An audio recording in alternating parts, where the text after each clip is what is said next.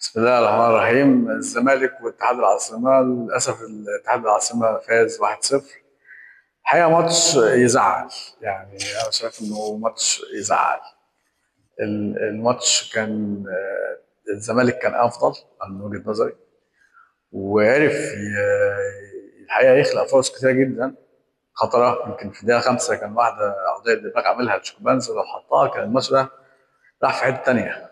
كان الماتش ده راح في حتة تانية، لكن للاسف شيكوبانزا الفينش بتاعه صعب جدا صعب جدا. ما كانش كوره تيجي كده يعني، ما بيجيبش جوان الحقيقه، رغم ان هو له مميزات تانية. لكن في النهايه انت لما توصل للجون وما تعرفش تجيب جون، انا استفدت ايه من وصولك للجون؟ يعني ما استفدناش حاجه.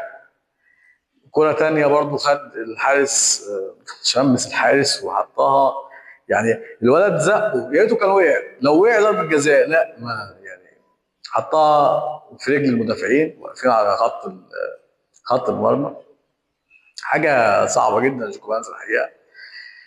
لكن الماتش الحقيقة كان فيه تطورات كتيرة. نزل شيكوبانزا الشوط الثاني قلب الدنيا وهجمات بشكل. الراجل بصراحة بزيرة لما نزل الشوط الثاني، بزيرة يصنع الفارق بجد يعني. يمكن كان في كرة طبعا الجون، الكرة خدها من نص الملعب وبسرعته ورقص وحطها جون عالمي الحقيقة. لكن الحكم للأسف يعني بعد ما حسب الهدف، الفار قال له ده في لمسة يد على حسام عبد المجيد. كرة أنا مش شايف فيها حاجة بصراحة. كرة حسام عبد المجيد أنا مش شايفها، هي فيها تهور يعني، لكنه ما كانش فيها احتكاك وهو نازل يعني مخبي وشه تحت يعني انا مش عايز اقصى على حسام عبد المجيد بصراحه، لكنه يعني حسام عبد المجيد الماتش الاهلي كان عمل مصايب. حسام عبد المجيد اكتر من ماتش الحقيقه كان سيء، لكنه يعني مش عايز اقول ان هو يعني بيحط فريق الزمالك في خطر، سواء في الدوري او في الكونفدراليه. لكن حسام عبد المجيد واضح ان في حاجه شغله دماغه يعني. الراجل دماغه فيها حاجه، انا ما اعرفش ايه هي. في كلام كتير انه الاهلي، وفي كلام كتير انه عايز يحترف. ايا كان، انا رايي انه يقعد دكه. يعني كفايه كده يعني، كفايه كده على حسام عبد المجيد بجد، لانه خطر.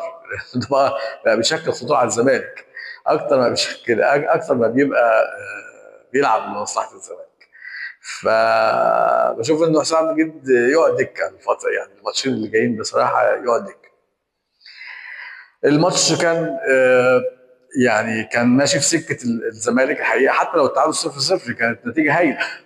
يعني حتى لو التعادل 0-0 كانت النتيجه هتبقى ممتازه، وخصوصا انه الزمالك الحقيقه كان مختلف الماتش ده. يعني يمكن ماتشات بلوزداد انا قلت ان هم لعبوا الشوط الاول في بلوزداد في الجزائر كان كويس، لكن الشوط الثاني كان سيء. ولعب الماتش اللي هنا كان سيء جدا الزمالك. لكن يمكن اول ماتش من 5 ماتشات اشوف الزمالك بيخلق فرص حقيقيه.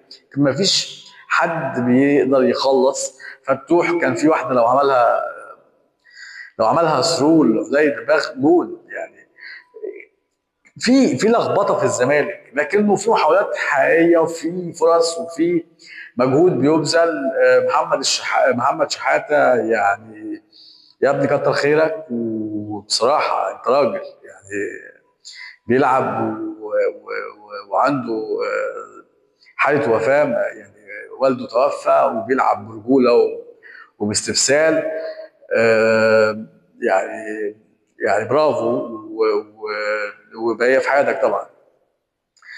الماتش الحقيقه كان جيد لغايه ما جه جون، لغايه ما ضربه الجزاء بتاعت اتحاد العاصمه. لكنه انا بشوف ان الزمالك قادر ان شاء الله ان شاء الله في ماتش العوده يقدر يرجع النتيجه.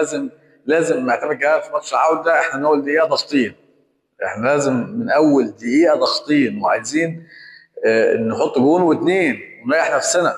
ما نستناش الشوط الثاني، ما نضيعش الشوط الاول من غير ما نحرز هدف. ما ينفعش.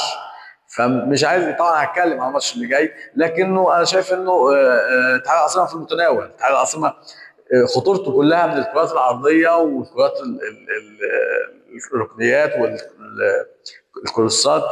وانا بشوف ان الزمالك عرف يتعامل مع ده كويس جدا النهارده. ويقدر الماتش العوده ان شاء الله يقدر يفوز ويحقق بطوله الكونفدراليه اللي هي مهمه جدا للزمالك، مهمه جدا للزمالك، وان شاء الله يستطيع ان هو يحصل على الكونفدراليه ارض الاهلي الزمالك، ونتمنى التوفيق في الماتش الجاي ان شاء الله. شكرا جدا.